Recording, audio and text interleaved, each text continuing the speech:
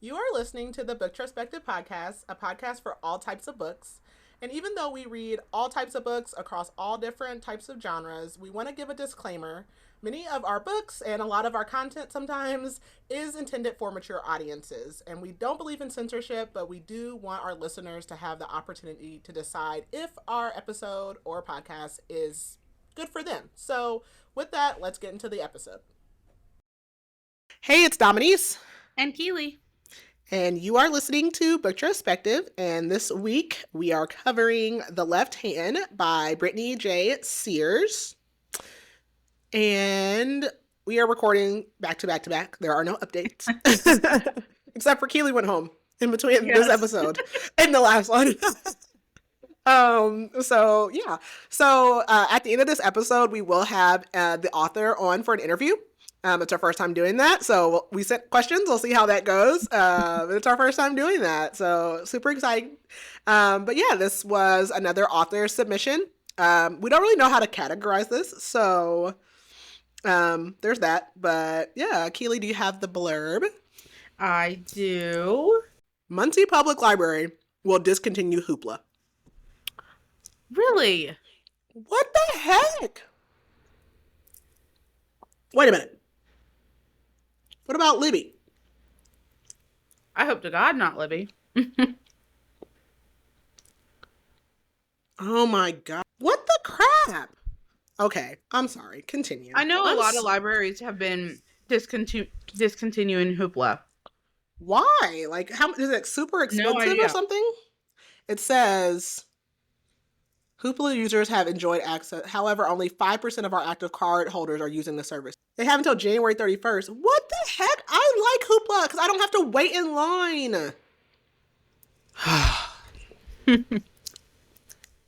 Okay, continue. Get up and for all those different library cards that you can get. I can't now. I just lost my Broward County one because you have to that one, and I think I still have Chicago, but they always have long waits too. Mm-hmm. All right, continue. It looks like the genres. It's thriller, some thriller, romance, period piece. So, going into that, how far would you go to protect the ones you love? Step back in time with a swinging new thriller that follows the lives of the women behind the men in an American crime family.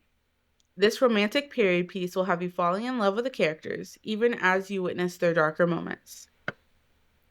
Jan Hendricks grew up as a farm girl in rural Montana. She leaves the farm and starts college in the big city of Billings during the jazz club era of the late 1940s. At a party, she meets Lavio Rossano, a dashing, handsome, charming young man who sweeps her off her feet. After a whirlwind romance, they settle down and start a family as Jan starts to learn that there is something unusual about Lavio's profession. He is connected with a crime family, looking to set up a satellite operation at a busy shipping hub in the West. With his right-hand men, Frankie and Enzo, Lavio begins working his way up the ranks. But when things start to get dangerous, Jan realizes that to protect Lavio, there are things that his right-hand men can't be seen doing. Lavio is going to need someone behind the scenes to do the real dirty work, the left hand. Sit back and enjoy this romantic 1950s period crime thriller from talented new author Brittnay J. Sears. All right, so if you could describe this book in one word, what would you say? I would say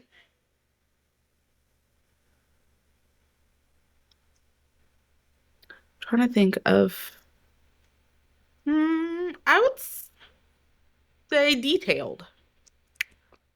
It is detailed.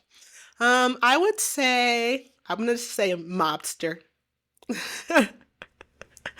It gives me mob wives. All right. So this book follows Jan. I guess I didn't say in the last book. It's a single POV. Jan is it's in Montana? Montana. Rocky Mountain. I wrote it in here somewhere. I think it's Montana. Yeah, it is. Okay. And basically, she's like a nursing student and she meets her husband, the man who becomes her husband, and when she marries him, she finds out about his true job, but she kind of embraces it.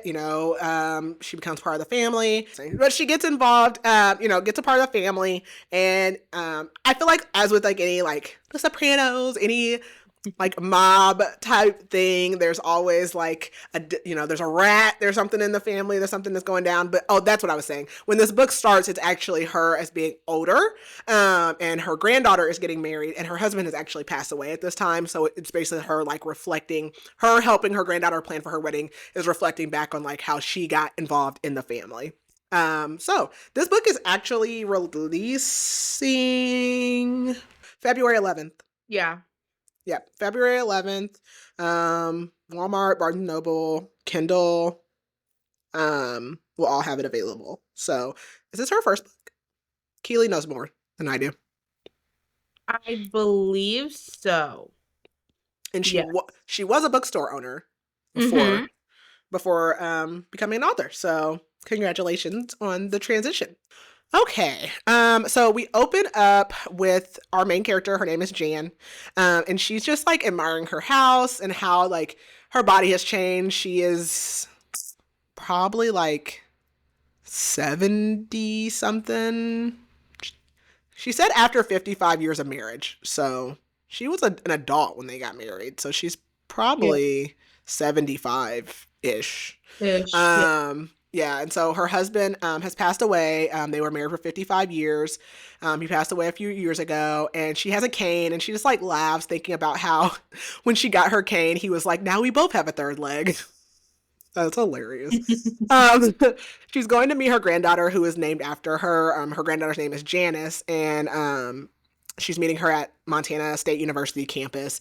And her granddaughter calls her honey instead of grandma, which is funny because my cousins called their grandma sweetie, which they used to call her Nana. And I don't know, their siblings, there's 5 of them. I feel like the younger ones just randomly started calling her sweetie, and now they all call her sweetie. But they used to call her Nana. But it's because she was like, I'm not a grandma, that whole thing. So they get there, they're meeting, talking about Janice's wedding, and they get straight to business, talking about the guest list for the August wedding. And they're going over seating arrangements, and like Jan does not approve because the granddaughter wanted to mix her family with his family and all this stuff, but Jan is like, no, like these uncles and aunts have to sit here, all these things. And Janice is upset because she's like, I don't understand why it can't be this way. And Jan's like, whatever happened to like, because I said so. Like, she's like, whatever happened to that in this family, whatever. And so she goes to like leave or whatever, and they make up before they leave and all that stuff. But she goes to get in her car and she just starts thinking about her past. So we jump to, I don't know when this would have been, like the 60s. I don't know when this would have been, actually. I don't know. Anyways, so it's I think like late 1940s into the 50s. Yeah. So Jan is a student at in nursing school at Rocky Mountain College, University, something like that. And she has a friend there. Her name's Doris, and Doris invites her out on a Friday night. They're going to go dancing in town, and she wants her to meet somebody.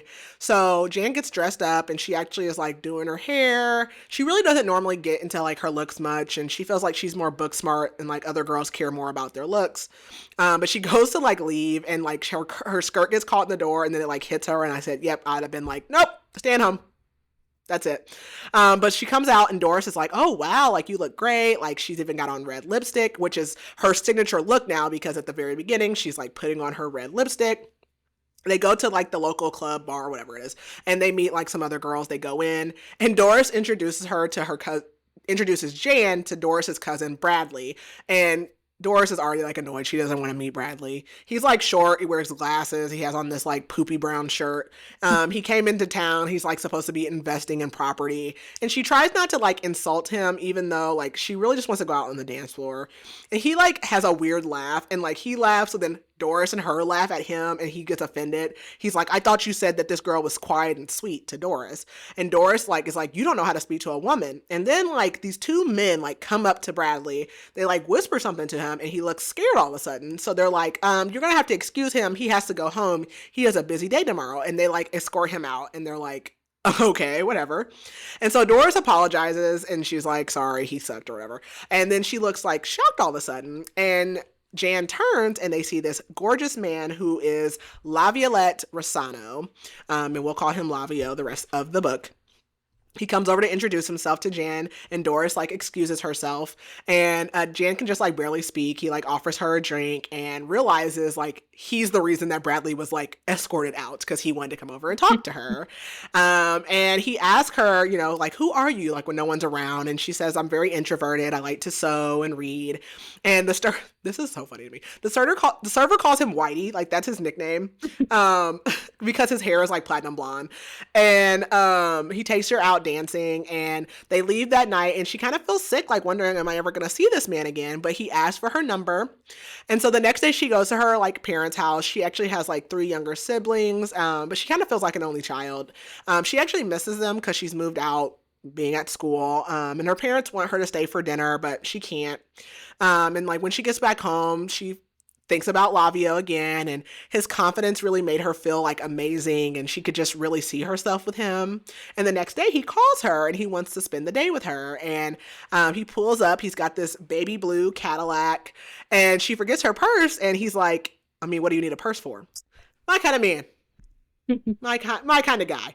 And she thinks how much of a smooth talker he is, and they get like the royal treatment at this restaurant they go to. And he's like, let's play penny for your thoughts. And he's basically like, every time I ask you a question, I'll give you a penny. And so he's like, you know, he asks a couple of questions, and she has to answer like immediately. And so then he's like, well, do you find me attractive? And she says, very. And he asks if she wants kids. She says 3 to 4. Then they like continue their date. They go to a parade, and he tells her he's the oldest sibling, and he felt alone a lot and like very like parentified, kind of how she feels. And they see like a car at the parade that she admires, and he tells her how fascinating she is, and he hopes that she will let him make her his. That's so hard to say. And she's like, well, good luck like with that or whatever. And so then they end the night going to a drive-in, and he tells her how amazing it is to like watch her take in the movie. And when he drives her home, he says he wants an answer about making her his. And he says, or she says, I can make that work. And he kisses her. So they end up dating for like the next 16 months, and they get married after that. They're going to get married. And so only Doris ends up coming to the wedding. They didn't want anybody else there, but they do have a reception for their friends and family. And so like Doris comes, her parents, and like, you know, most of their family comes, and like her dad does a toast, and everybody like likes them. It wasn't like a big thing about them getting married. And his Lavio's cousin Tony like does a toast celebrating them, and Tony says, I can't wait to see what this life brings you. And she thinks that's weird, because like, why didn't he say like what this life brings us? And she's like, he must just be drunk or whatever. So Enzo is like one of Lavio's cousins. He comes over, and he is like, he comes over while they're dancing, and Lavio's like, I'll be right back. And so while he's gone, this big guy comes over, and he introduces himself, but he's like really like kind of aggressive. And he's like, I'm Big Sal. And she's like annoyed by him. And he's like, well, I just wanted to personally welcome you to the family, but it seems like an unfriendly welcome. And she's like, well, how are you guys related? And he says, oh, you don't know?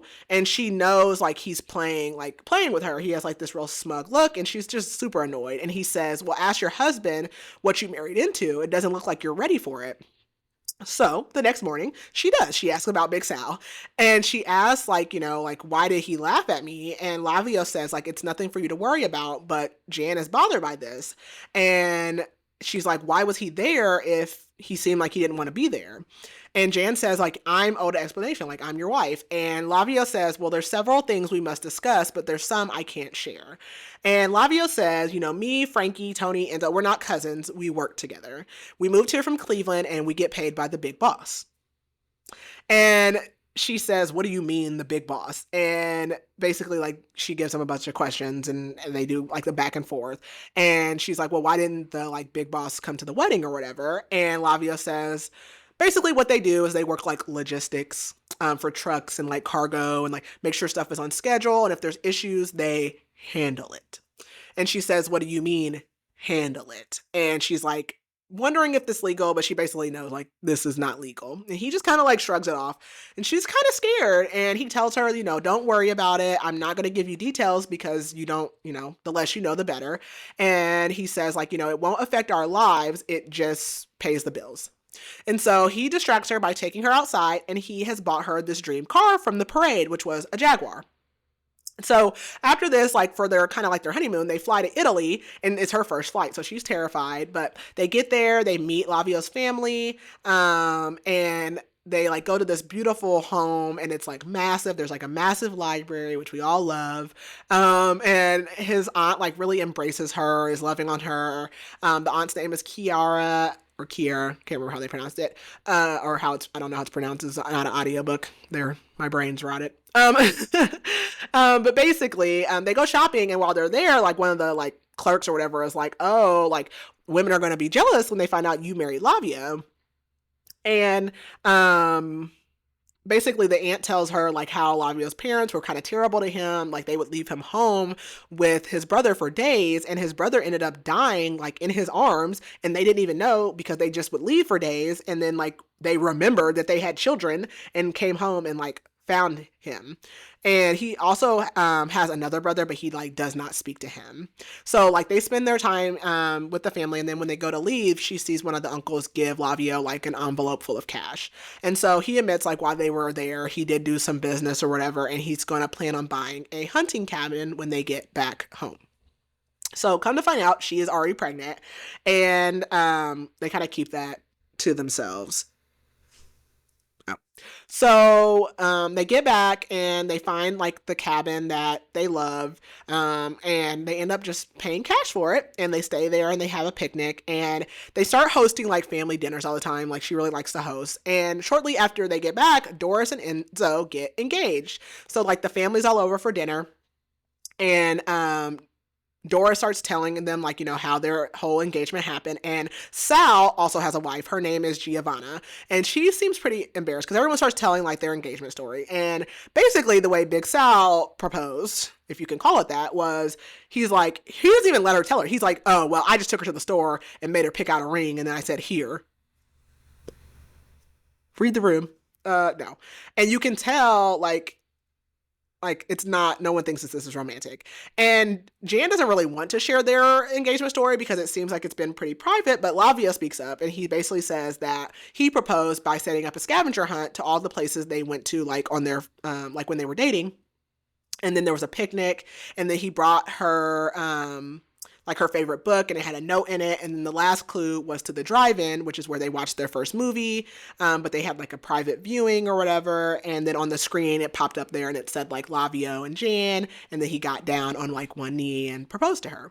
So they're having dinner, and the guys like go off into one of the rooms to do business. And all the ladies like turn to her, and they're like, oh, how's married life? And she knows like, Jan's very like, she's a little arrogant. She's like, I know, like they just want to know because like Lavio is the most dapper of all of the men. Like, girl, stop. So, but she doesn't really like to like discuss her life. Like she doesn't feel like it's ladylike. She's like, I'm a lady. And so she's like, don't they have like anything better to talk about? But one of the girls does not seem to like her, which is Giovanna, Sal's wife. And she like asks like Jan, like, well, do you and Lavio plan to start having a family? And she just says like one day, because she still hasn't told anybody that she's pregnant. So Doris turns to her and she's like, well, how is school going? And Jan admits like she's kind of considered like scaling back on school. But she also like kind of thinks about Giovanna, and she's like, well, I'm just going to kill her with kindness. So she turns to Giovanna and she compliments her lipstick, asking where she got it. And Doris embarrassed her because she tells her, oh, but well, Sal like noticed your lipstick at the wedding and was like, oh, like my wife liked it and asked where to buy it from. So Giovanna has on Jan's lipstick, and then like, so she's like acting all snooty towards you and already is like copying off of you, which is so funny. And like, so Jan can tell she's embarrassed, and she's like basically like, she thanks her for like kind of flattering her basically. And that seems to soften her because she wasn't nasty about it or try to call her out or anything. And so like when dinner's over and everyone is like leaving, Jan turns to Doris and she says, you remember how we said that we were thinking about starting a family? And she tells her about the baby, and Doris is so excited. Later, Jan just kind of asks like Lavio, like, what's the deal with like Giovanna and Sal? Like, what's up? And basically he tells her like, well, they're kind of jealous because you kind of took Giovanna's place. Like we're the, new couple in the family or whatever. But also the big boss is actually deciding between Lavio and Sal on who's going to be in charge next. But it's looking like it's going to be Lavio because he just has a better like rapport with the other guys. So that's why Sal's kind of bitter. So the next day, Jan is still going to class. It is hard for her because she's like, I don't even know if it's the next day because she's starting to get like a bigger stomach now. So she's like going to class and Doris shows up, but she just looks like a mess. Like she's all kind of disheveled. And Doris just says like, oh, I was like running late today. And it's not like a nursing class. It's like a nursing related class. And they're talking about John Dillinger, which I was like, hey, that's another indie reference. And so they're discussing like criminals and like what makes them tick. And basically like Doris ends up saying like basically, because the teacher asked like, why do you think he did it? And she's basically like, because he likes to. Like there's just no other reason why except that he likes to do it. All right. So in town, Lavio like lets Jan kind of know that there's like another group in town that's been making things kind of harder for work and like money starts to get tight. So she suggests that they go up to the cabin and like the whole family comes up there. They kind of just have like a mini vacation from the stress. So they do that. And then when they get there, he tells her, I promised that, my job would not affect our life, but I can't really keep that promise. And she's like, duh. She's like, I already knew that. And she says, we should use this cabin like to do business. And she's like, we could just tell people we're going on, or you guys are going on hunting trips. So they have dinner, and everyone's having a good time. And afterwards, Giovanna like kind of just remarks how she can't believe like that Lavio actually like helps with cooking and he cleans up because she can barely get Big Sal to do anything, let alone like even take out the trash without complaining. And Lavio, like he just loves that Jan suggested they do this, and he like touches on her belly and he can feel the baby move. And the next day, the guys go out hunting and the like ladies stay back or whatever. And Doris asks like, how could they afford this place? And Jan's like offended, which like rightfully so, because why are you in my business? Right. And like that's a weird question. Like, what do you mean? And so the girls kind of have like a bonding moment over like reading. They're like laying out at the pool. And Jan hears a noise and she's like trying to get everyone to move fast, but they literally get charged by a bear. So one of the guys like ends up showing up and shoots it as it was literally chasing Jan, and Jan like falls to the ground. And so she's fine. But of course, like, Lavio's like really worried. Everyone's stressed out, but she's fine. So they go back in town and like her and Lavio end up going out to their favorite restaurant for dinner, and they run into Big Sal and Giovanna. And they start discussing like baby names, which are like, I feel like they're like the most like regular names. Like you have like Laviolette, and then they're like Gregor. She's like, well, I like Gregory, Kevin, Ellen. But he's like, okay, whatever. And he tells her, the business is expanding and we're going to start overseeing these trucks that go to LA with jewelry. And she's already known that because she's basically a certified eavesdropper now. And so that night, someone comes by the house and she's eavesdropping and she can tell it's not good news. And so she like sneaks up. She's like in bed. He leaves the room, but then she like sneaks out the room and is like listening. And there's something about a cop being involved, and she's like, goes back to bed or whatever. So we skip ahead a little bit. It's her graduation. So she does finish nursing school, and literally she's like crossing the stage. She thinks it's Braxton Hicks, but her like water literally breaks as she's like coming off the stage. And she has a baby, and they name him Gregory. And Doris and Enzo are the godparents, and he gets christened. And Lorenzo, the big boss, comes for the christening. And like afterwards, of course, they host people at the house. Doris like comes into the kitchen to help her, and she's like got all these questions about Lorenzo, but like she doesn't really tell Doris much because kind of like, she married Lavio and didn't know anything until she got married. So she doesn't know what Enzo has told Doris, and she's like, that's not my place, so I'm not going to tell her anything. And so Lavio does end up being the one to get promoted over Big Sal. And he says, like, this is a good thing, but obviously she's worried about his safety. So he tells her, that they're going to buy some extra land next to the cabins, because she basically was like, they should buy the extra land next to the cabins and do all that. And so he presented that idea to Lorenzo and he liked it. So he's going to give them the money. So then like her and Lavio take the baby. They're like at this Lake Elmo. I think that's what it's called. And they run it, like, they're kind of thinking about, like, oh, what can we do? Like, for this lake. I think it, like, closes for the season or something. They're like, oh, we could rent it. I didn't really get the concept of that. I don't really know how that works. But essentially, you can rent this lake. I don't think they bought it. Like, it seemed like they were, like, renting it. But anyways, so they, like, agreed. They're like, oh, yeah, we should do that. They're going to, like, lease it out for, like, events and stuff. So Lavio makes it happen. And she basically is like, okay, we're going to open in 2 weeks and they're going to have like events. So the first one is going to be like these boat races. And she can tell Lavio's interested because he's going to do some illegal activities and he's going to have gambling. So she invites the ladies over. They help her do like all kinds of like stuff, like, get food trucks, cotton candy, all that kind of stuff.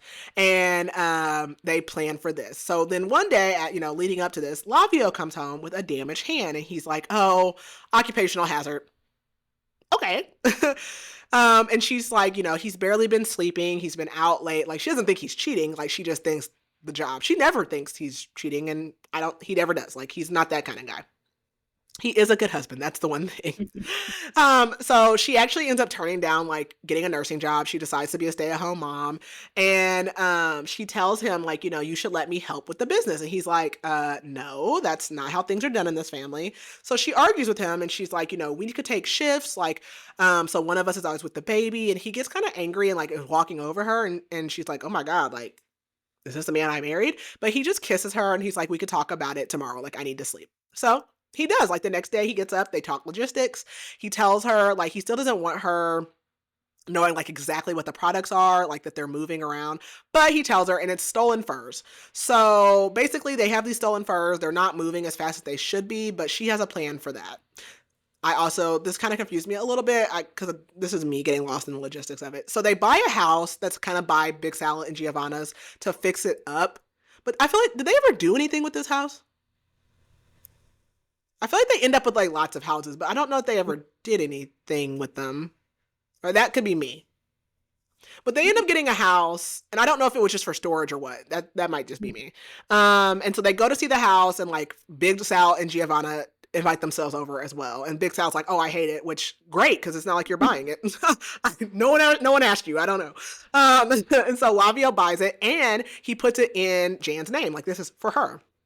So they sign the papers and she invites Giovanna to help her with interior design. So her and Giovanna like meet up the next day and they realize like they really do like have similarities. They literally have like the exact same magazines and the exact same pages like earmarked to like talk about like design stuff. And Giovanna admits like, I didn't like you at first. And Jan says, I know. And like they like move past that. So when she gets back home, she tells Lavio like the plan, which I don't exactly remember what the plan was. And she asked him, like, do you think I'm hard to like? And he says, no, I just think that you're, like, very confident and that can be intimidating to people. And I was like, I feel seen. So her and the ladies, like, plan a night out and they go to, I can't remember what the place is called. It's not a club. It's like a bar. This is like a smaller city. Anyways, like, they don't really have, like, clubs. But they go out and they ask Doris, like, when are her and Enzo getting married? But Enzo basically like has to check the date with the family. And so like they're out kind of on the dance floor and Jan notices like a guy like bump into Doris and it seems intentional, but then like the guy just like is gone after that. So she goes home and she tells Lavio and he doesn't like it, but he's like, I don't want to overreact or do anything. So then he decides he's going to like take her to the docks and actually like see the trucks and everything so that she kind of can start being more involved. He's starting to like open up to her more. And then it's finally like race day at Lake Elmo. So they have the races. Everything goes great. And that evening, like Lavio's really like a really good boss. Like he does something that they've never done, which is like he has the whole family there and he just gives everyone money. Even the wives get money for like working at the lake. And they start using the cabin for their business. And she didn't realize that she was going to have to also go to the cabin and like cook for the guys while they're up there. But she's nosy as hell. So like that's fine. I was like, this is me. Like, I don't want to cook, but like, I'm also nosy and I don't want you in my house when I'm not there. So like, fine. I'm not mad about it. So she goes and she can hear them. Like, they stay for a couple of nights. And like, then there's like this other family that basically wants to kind of like go into business with them. But she like is like, I don't know about that. I don't think that ever really came back either. So she keeps like going, like the girls have like routine nights out or whatever. And one day Giovanna shows up and she has a black eye and she's like, oh, like it's nothing. Big Sal just gets handsy when he's drunk. It's happened before. And Jan just looks at her and she's like, this is the last time or I'm going to handle it the next time. Which like felt, but like also was funny to me because I'm like, Jan, what are you going to do to Big Sal? But, you know, so Doris like asked the group. This is such a Doris is these questions. Doris is like, so what's the most illegal thing that everyone's ever done here? What? What happened to how was your day? Right. What do you want for Christmas? So anyways, and obviously no one wants to answer that question and they just change the subject because what do you mean? So they're at the like bar or whatever, and the man that bumped into Doris is there again.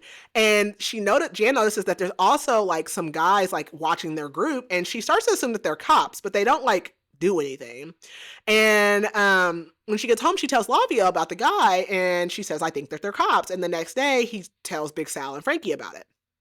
And they agree. They think that they're cops, and they think that there's a rat and somebody is working on the inside, but they're not sure who it could be.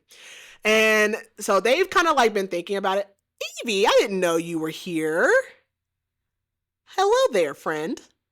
So the guys have kind of been trying to figure out who the rat is. And Lavio just says like, I didn't really want to tell you, but the big boss, but then I think it's Big Sal, or maybe, yeah, I think it's Big Sal actually. Big Sal just turns, because he doesn't care. He loves to hurt Jan's feelings. He just looks at her, he goes, it's Doris.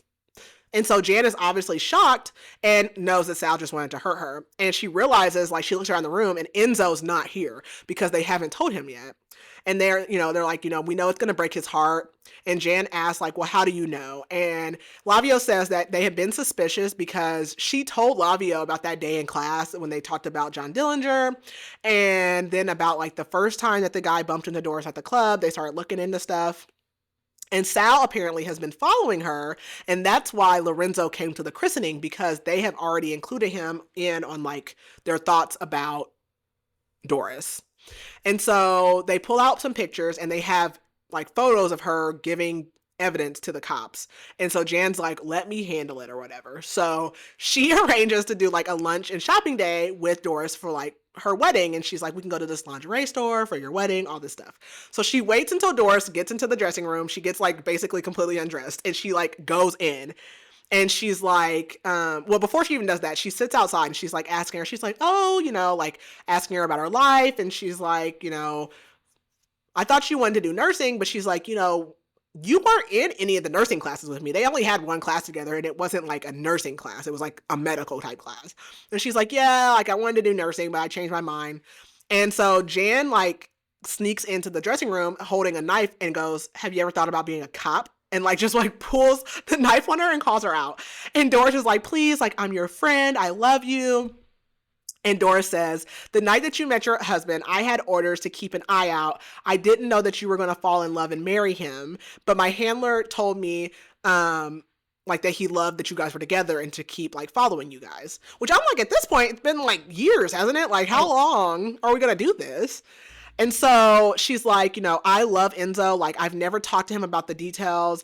And because I don't want to like, she doesn't want to basically like, what's the word? Implicate him. And then she's like, I just want to marry him and be done with all of this. And she says, the police are following me because I've been avoiding them. She's like, please, like, just help me get out of this. And like, Jan's like digging this knife into like her side. And Jan like wants to help her, but she's like, I know it's not going to be that easy. And she's like, it's not up to me. And she just leaves her in the dressing room.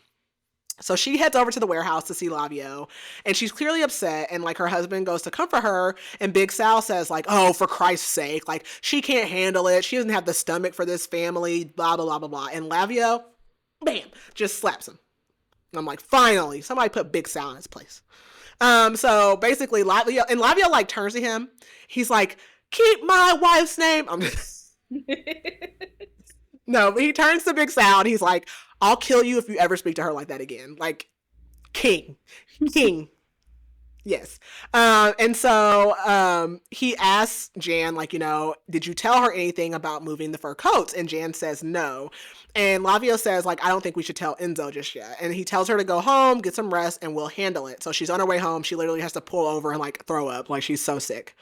So she gets home, and Lavio says, like, comes home, and he says, like, the big boss has decided what to do, and we basically need to act like nothing has changed. So 2 weeks later, Doris plans another night out, and like they're all hanging out, all the girls, and one of the girls goes, well, I got my wedding invitation, and Jan is shocked because she's like, well, I ain't got nothing. And Doris says, like, well, Enzo wanted to give his personally to Lavio, but like Jan can tell like something's up. And so they go out on the dance floor, and Doris grabs her, and she's like, no, he really did want to give it to you personally. And Jan's like, how are you still going to marry him after everything that you've done?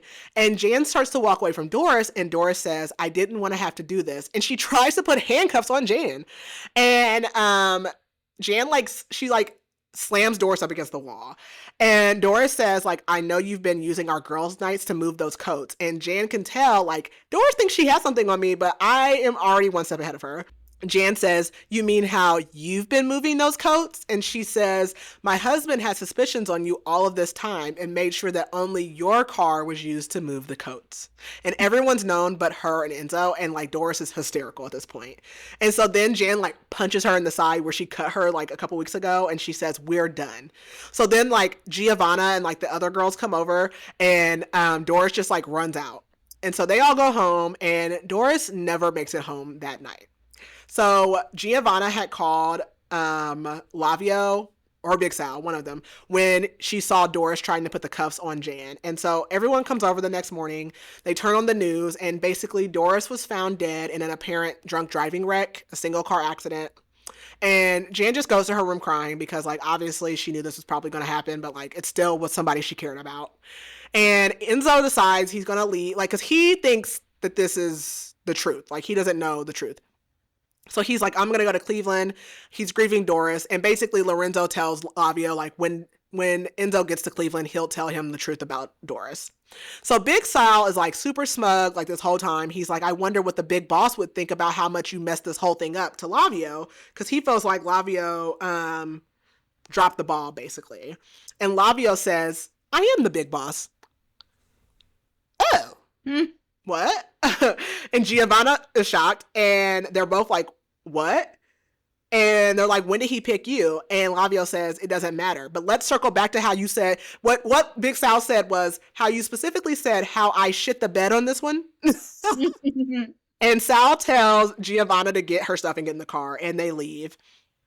And Lavio tells Jan that, like, they have to go have a meeting with Lorenzo about what happened, because he, like, always interrogates everything.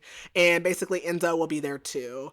And so they all kind of, like, hug, and, like, basically Doris is, like, when they meet up, they're all, like, hugging and all that stuff. And they say that Doris's case will be closed officially with the police as an accident. And Lorenzo, like, wants to hear, like, how Jan came up with the idea to move the coats. And basically she says, like, she noticed how, like, the hostesses at the local club needed cash and figured they could help out. She also knew a guy with a small clothing store who gets a cut, and they basically were, like, swapping out real coats with the fakes in the coat rooms at the club. And Sal says, that's impressive for a girl or whatever. Most women aren't smart enough to be a part of this family. Look what happened to Doris. So Enzo, like, hops up, punches him, and they start fighting and have to be, like, escorted out. And Lorenzo just, like, thanks Jan on her plan. He says it was a great plan and that they couldn't have done this without her. So they all go home, and, like, they end up having, like, a family barbecue. And suddenly, like, Lavio, like, gets all angry, and they're like, what's up? And he, like, confronts Enzo, but it's actually just a charade because it's Enzo's birthday. And Jan's, like, super exhausted, and Lavio's like, are you okay? But she just admits, like, she's pretty sure she's pregnant. She just hasn't, like, done a check or anything. And so then the guys, they go hunting again, and the girls are, like, sent to go on, like, a shopping trip, and they're like, they gave us an unlimited budget, and it's suspicious. I'm not asking any questions. Right. So there's that. So she notices that night they come back, and she's like, every time they come back, they're covered in blood. but this time it's Lavio that's covered in blood, so like she knows like something happened. And she asks him like whatever he did that he bury it far enough away, and he just like kind of smirks, like knowing that she knows what he does. So we skip ahead a little bit, and they have another event at the lake, and he gives her like after the event, like he gives her, draws her like a bath and gives her wine. I'm like, she's pregnant, and I know you can drink a little bit of wine when you're pregnant, but I'm like, she's pregnant. This was before the event. So the event for the at the lake this time is for Father's Day, and it's like a super successful event, and they actually have like year-round staff now, which to me it still feels like they bought the lake, but I feel like they never said that they bought the lake, so I don't know. So this time they have like a fishing competition, and like Big Sal's working the grill with Giovanna. And she like goes over there, Jan goes over there to help, and this guy is like cussing out Giovanna. And the guy tells Jan like she's lucky she's not his wife or he'd beat her up. And Lavio hears that, and him and Big Sal, like, they get the guy.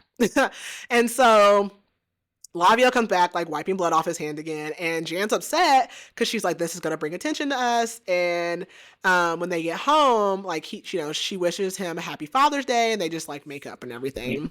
So then, I don't know if this is, like, the next day, but the next thing we get is her in the bathroom, and she is bleeding. They had gone to, like, the drive-in, and she had been cramping all day, and she comes home, and she's panicking, so they call one of the ladies over, Sophia, to babysit Gregory, and they go to the hospital, and she just, she feels so heartbroken. She's asking, why me? Of course, she's having a miscarriage, and the doctor just asks, like, how far along is she? She says she doesn't know. She wasn't really paying attention, and the doctor's just like, well, all I can do is, like, take your urine, and she basically just feels, like, dismissed, like, she's like, nobody even cares about me. And so she goes home, and she basically just, like, spends the whole day, like, crying and, like, miscarrying her baby. So all the ladies like come over to spend time with her. They like help her get up and get in the shower. They clean up the house, and it does make her feel a lot better. And then like they get a phone call, which Sophia answers, and she just says thank you, and she knows it's like a call confirming that she was pregnant and she's miscarrying. And they give her a book to read, which is The Lion, the Witch, and the Wardrobe. And like Lavio comes home as like the girls are leaving, and they're all planning on starting a book club, which is always good. And then we jump ahead a few weeks, and so they start they have a dinner party, which is when she's finally like kind of recovered from having her miscarriage. And she like, I don't know what they make, but there's an entire recipe here. I don't even remember what it is, but there's a very detailed recipe here. And everyone comes over, and Big Sal is being super weird, and Giovanna just looks sad. And Giovanna says, Big Sal is angry and she's worried. And like Jan overhears Giovanna talking to Sophia in the hallway, and she says, Big Sal is planning to kill Lavio. And so Jan just pretends that she didn't hear this, and she goes back to dinner. And as dinner starts, Giovanna reaches for like a dinner roll, and her sleeve comes back, and everyone can see that she has a bruise. And Jan remembers that she promised that the next time this happened, she was going to take care of it. So she just asks her in front of the whole group. She says, is that another bruise? And Giovanna, like, she can't just like give a straight answer. And Lavio's like, another one? This has happened before. And Sal snaps at Jan and is like, stay out of my marriage, and calls her a nasty bee. And Jan says, is that what you call your wife as you beat her? And Sal literally lunges across the table as Jan. And Lavio grabs him and like pins his arm down and holds him down. And Jan turns to Giovanna and is like, where does he hit you? And like Giovanna's just like pointing all over and like shows like she has a gash in her head. Like she is literally battered and bruised. So Frankie and Tony, some of the guys, they take Sal outside, and Lavio like turns to everyone at the table, and he says, when you take a wife in this family, you are to take care of her and do it with like the utmost respect. And if you can't do that, how can we trust you to take care of this family? And like, I won't tolerate it. And he just like sits and holds Jan's hand, and he tells her he loves her and tells Giovanna they're family and like they will take care of her. And then Sal comes back in, and he is literally like beaten, bruised. His fingers are crooked. Like he's like raspy, like breathing. Like they beat the crap out of him. And he just like, he like barely sits down. Like he barely sit down next to Giovanna. And Jan turns to Lavio and is like, he needs to go be treated. So Lavio takes him to the hospital. And she tells Giovanna to like spend the night with them. And Giovanna tells her, like, you're lucky to have a loving husband. I thought I was going to get that with Salvatore. And she says, everything was fine until like one day they went out to dinner and like he got jealous over like a waiter that was being friendly. And that was the first night he beat her. And she had actually been pregnant and was going to tell him that night. And he literally beat her and kicked her in the stomach and she lost their baby. And so Lavio and Sal come back and Giovanna says, she'll go home with him, even though they told them both that they could just stay. And so they wake up the next morning and Tony is pounding on the door and they basically say, Sal has trashed the warehouse. He flattened all the tires, took all of their product, and Giovanna is in the hospital in very bad shape. So Jan rushes to the hospital and Giovanna's in the ICU and they won't let her go back because she can't have visitors and because she brought the baby with her. But they do tell her that Giovanna has like bleeding on the brain and like a bunch of broken bones. And so she leaves her number and she goes to leave. And as she's leaving, like a nurse kind of like opens the curtain to her room and she literally sees like Giovanna has like full body cast, IVs, she's missing hair, like so horrible. So she goes to Sophia's to like drop off Gregory and she comes back to the hospital and she sneaks past the nurse's station and she sees a nurse that she went to school with. So she starts like pretending that she works here, which I'm like, what did you have on? Like, right. Do they have a uniform? But she goes to the nurse and she's like, hey, I need to get this med for a doctor. And she asks for, how do you say this? I know how to say it now. I can't say it now that I'm looking at it. It's like, I can't say it. Anyway, she asked for a med. I don't know how to say it now. When I'm like reading the book, I was like, oh yeah, I know what that is. And I'm like, no, I can't say it. Anyways, she asked for a med and literally like the nurse gives it to her and then she just like takes off running. Like, that's not suspicious. And so she like goes to one of their vacant investment houses that is near Sal and Giovanna's house. And so she knows that he's not going to go home, but he probably will come here because I guess he comes there often.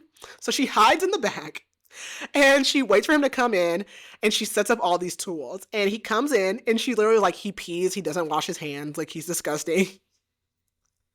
So he comes in this back room and there's like a tarp down. It's literally giving Dexter. And she just like flashes a light in his eyes, which like blinds him, and she injects him with the medicine. And it's giving, what's that movie that I love so much? With Gerard Butler. He does the same thing in this movie. Oh my gosh, it's so good. And like Jamie Foxx. Hold on. I have to tell you what it is. Also, does he like not act anymore? Law Abiding Citizen. Oh, that's a good one.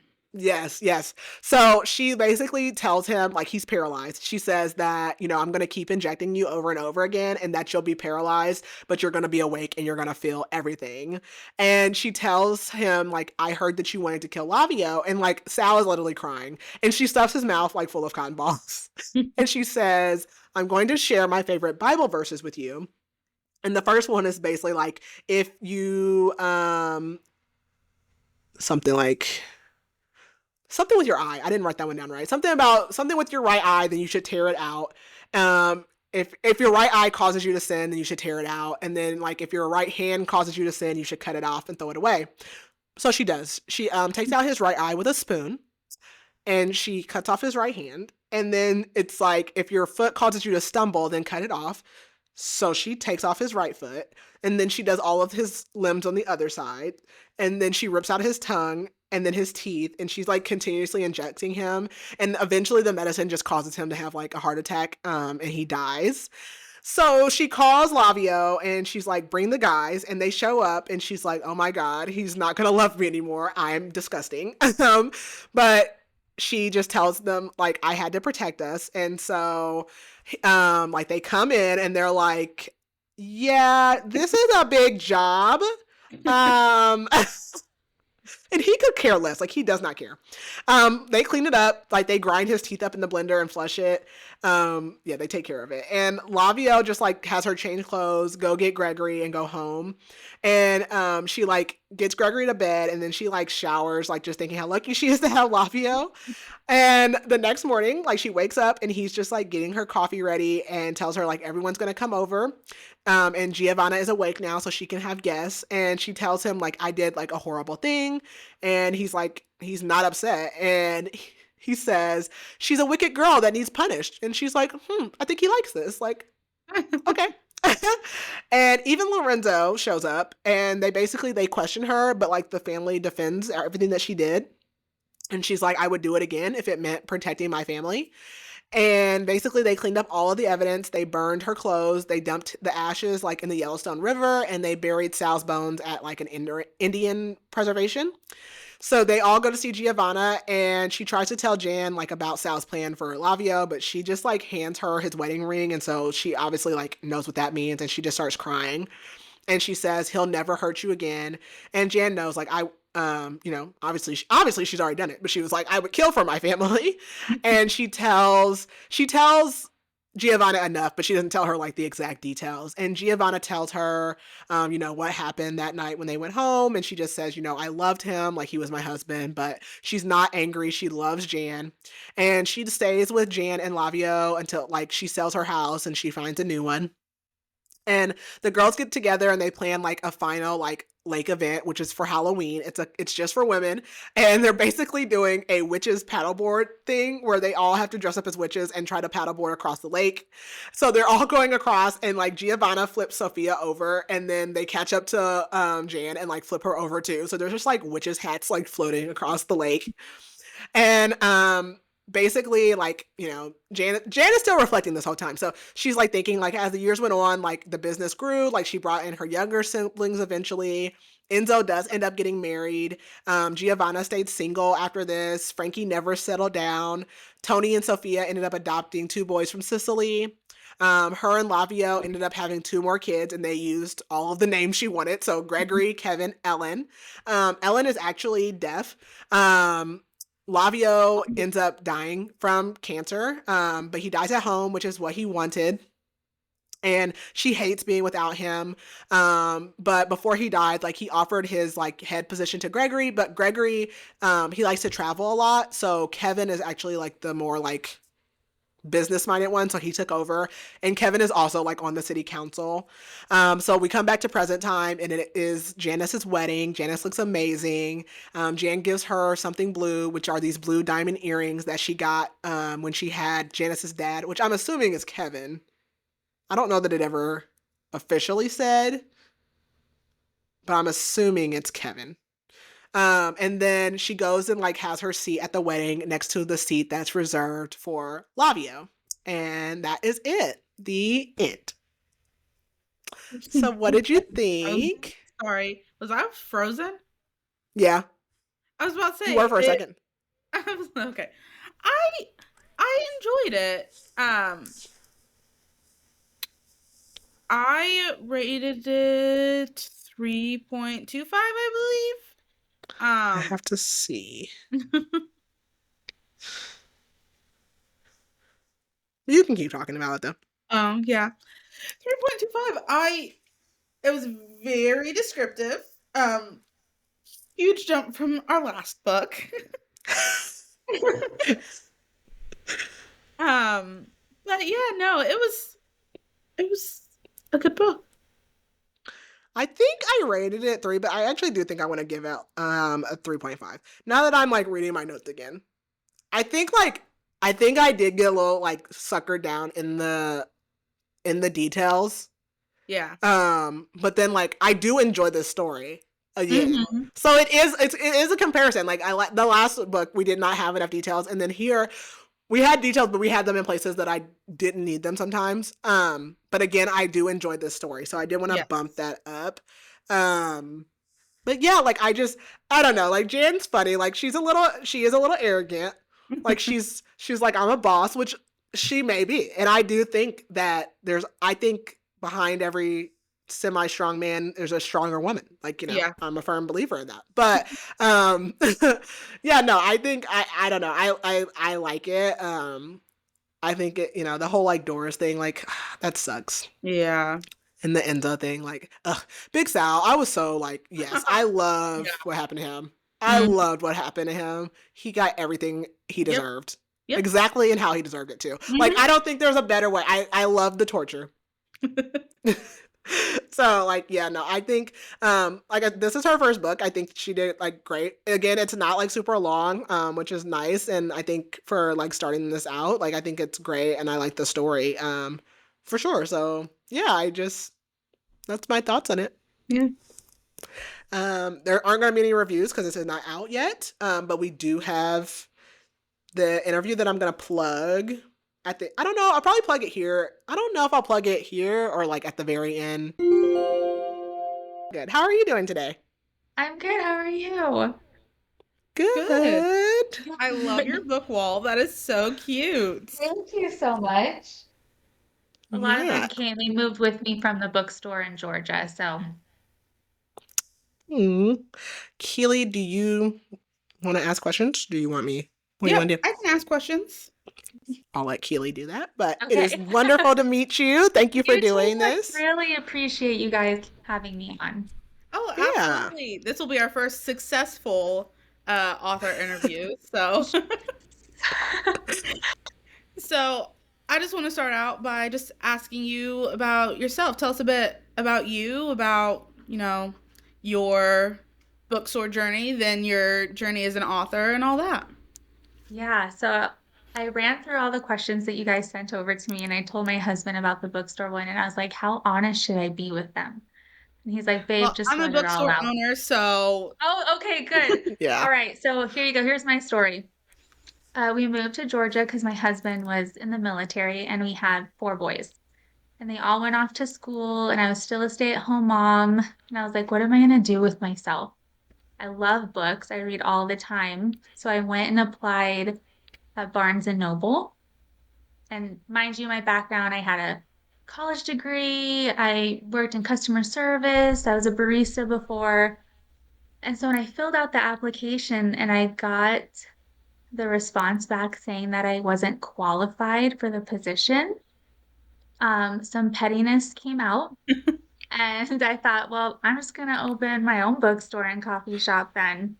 And I did, and it was really successful and beautiful. And I got to spend every day there with my whole family and then meeting the people in our community, which was so cool. So you own a bookstore right now? yes.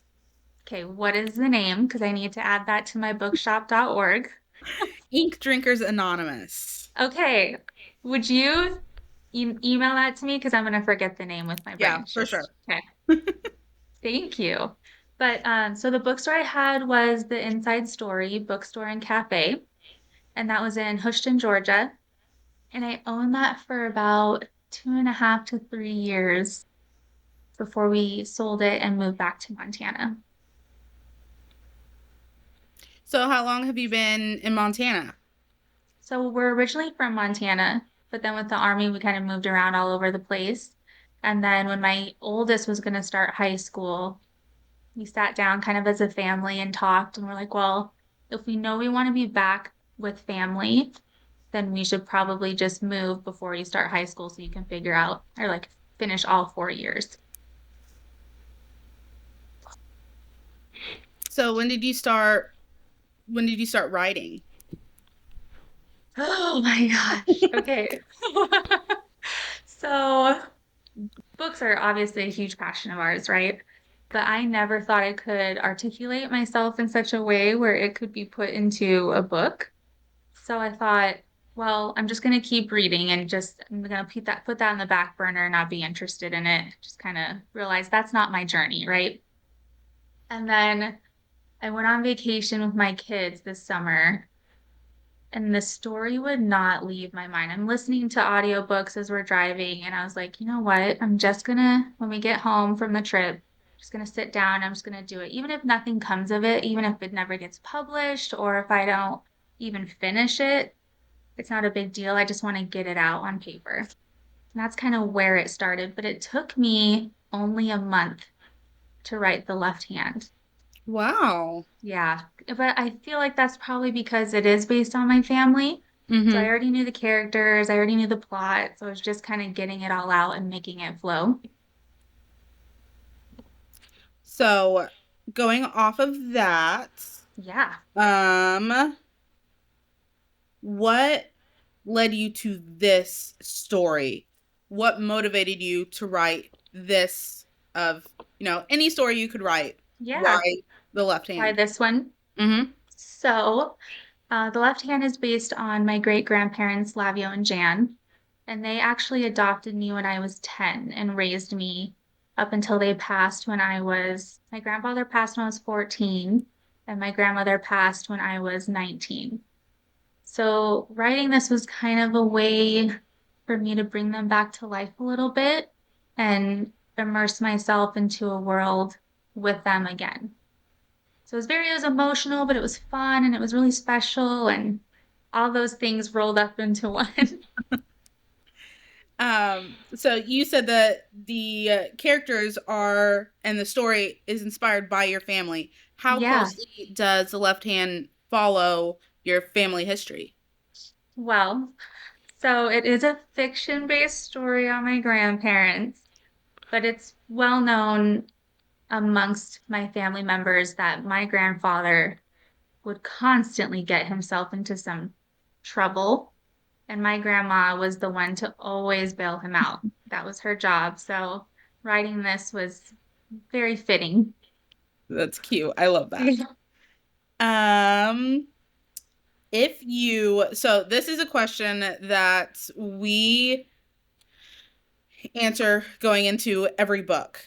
Okay. If you could describe your book in one word, what would it be? Yeah, I saw that question. I was like, that's so hard. It is. I would probably say for me, it would be captivating. Okay. Would be the one word for the left. Awesome.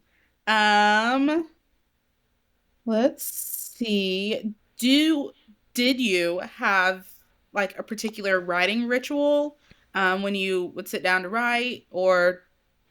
So this was obviously my first book, and I feel like now that I'm continuing writing, I'm getting more into a better routine. But I really was a horrible wife, a horrible mother, a horrible homemaker because I just shut the whole world out. I was a horrible friend. If you texted me, I didn't get back to you.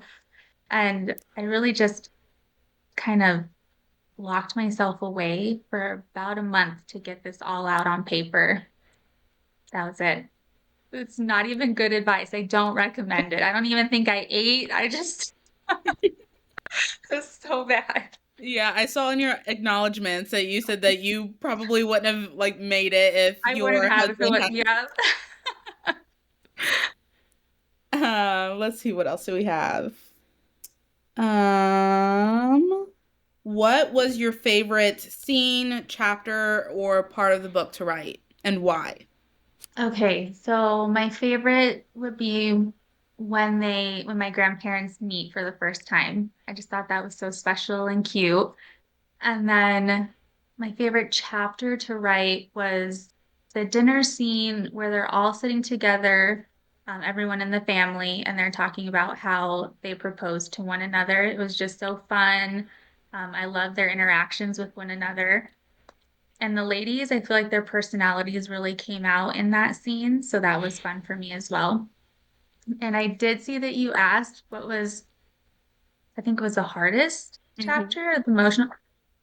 The second to last chapter makes me cry every time because it is how my family like passed away and it is about real members of the family. So it's just really emotional and beautiful and all of that wrapped into one. I know, it's horrible. I can't.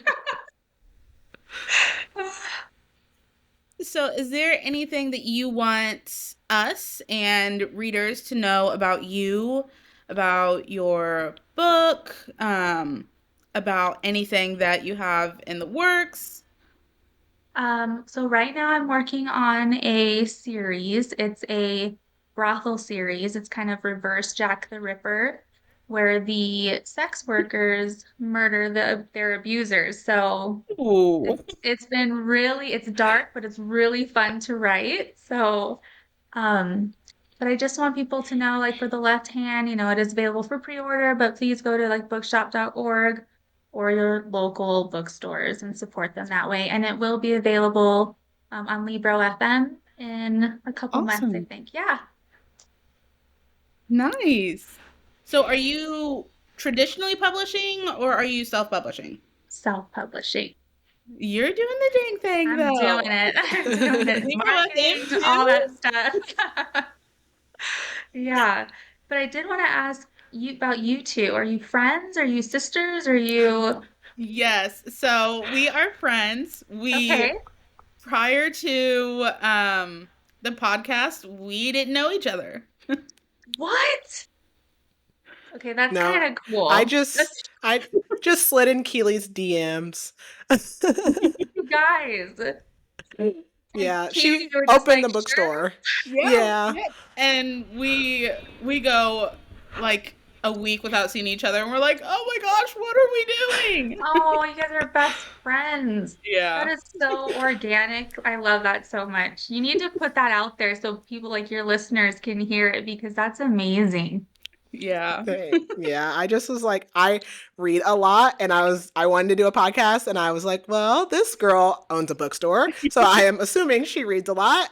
So I was like, I'm just gonna step out on a limb and ask. And her mom actually was like over the messages, and she said she like sent it to her. Was like, this girl wants to do a podcast with you. And Keely said that she had like been thinking about it, so we just did it, and now we do like a lot of book things together all the time now. That is so cool. Talk about perfect timing. And you're right. If you don't ask, then how are you ever gonna get an answer? Yeah. Like a week prior to her messaging me, I was like, I think that podcast would be really cool. And then got the message and I'm like, perfect timing. Yeah, that's so cool. Yeah, no, and like you're talking about like your favorite scene, I actually, because I'm rotted, like my favorite scene is the murder scene. So then, but then you're talking about the reverse Jack the Ripper. That's why I'm like, Yeah. Yeah, I'm like, that's right up my alley. I will send it to you as soon as it's done. I love a good romance. I mean, I love romance too, but Sure. it's Keely's fault. She has a horror book club and I'm in all of her book clubs. So now I read a lot of horror too. My favorite genre. Yes. Yeah. Oh, do you have a horror section in your bookstore, Keely? And the horror is like bestseller at the shop. Oh my gosh. So, and then I kind of going to some horror events locally, semi-locally. I am in contact with this amazing group called Books of Horror. You should definitely write that down. You should definitely look them up. They have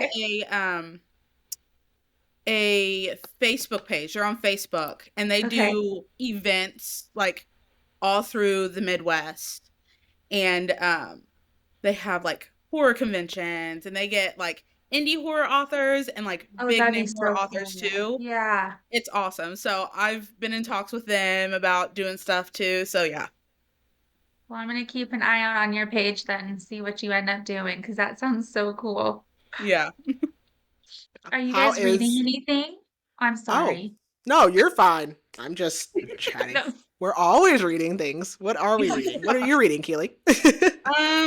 So right now I am reading a lot. I am I'm on a panel. Okay. And I'm getting sent arcs. So there's a lot of arcs. Oh, girl, you're busy. Yeah. In the works right now. And then book club books and podcast books. Course. So and then running a bookstore. Yeah. And doing a podcast. Yeah. Yeah. I'm finishing Lunar Love because I have 10 minutes left because it's a podcast book. And then I'm rereading the Hunger Games series. It's not an official book club. There's a girl on TikTok who is teaching this Hunger Games series at a university this semester, and she was like, I'm gonna host Zooms to talk about it, and I love to hear people nerd out about things. So I was like, sure. So I'm rereading it. So I'm almost done with Catching Fire again. I haven't read them since probably when they came out when I was that age. So that's what I'm reading. That is awesome. Are you reading anything right now? So I finished Saving Noah. Have you guys? Oh my Keely read it. gosh. Oh my gosh. And of course, I'm a mom of 4 boys, and you feel all these emotions, and it's just gut-wrenching. Yeah, Oh, I got to the end and I nearly threw my tablet. I was like, That was her tearjerker of 2024. yeah. totally, it was. And then when he made, is it okay if I say, like when he made the playlist for his mom, Yeah. Come on, friend. Heartbreaking. Yeah. Oh my goodness. But yeah, so I finished that and I'm like, I don't know if I can read for a while after this Yeah. book. It Yeah. just destroyed me. Yeah, no, I've heard that. I Yeah. have not read it, but I heard. Good. Okay, add But it it's to your hard. TBR. I need to. My never-ending TBR. Yeah, right. How is Montana? You said Montana, right? Yeah, I did. It's great. It's snowy right now. I'm looking out the window, snow everywhere, which is great for me because I'm an introvert, so I don't really go outside anyways. But it's nice to look at from the comfort of my house. Yeah. Yeah, we're supposed to get snow today, which I don't know if it started, but we're gonna record from home today in case it starts snowing. And then I've listened to your guys' podcast and I've heard some kiddos in the background. Yeah. Who's both? Who? So, it's likely mine. Like It's more than often mine. My youngest brother, which he's not so much. He's 4. He's almost 5. Okay.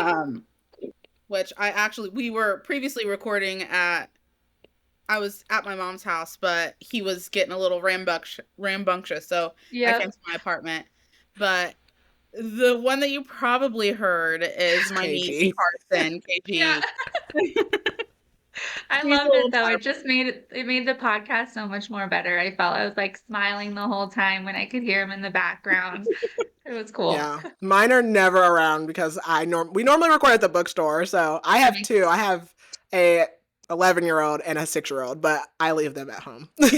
Boys, girls, a boy one and of a girl? each. Yeah, One of my each? daughter's 11 and my son's he's 6. I'm like, is that how old he is? His birthday's the day after Christmas. Wait a minute, when did I give birth to you? I know, I don't. Yeah, but I leave them at home, and normally we're at the bookstore. So yeah. No. Very cool. Yeah. How old are your kiddos?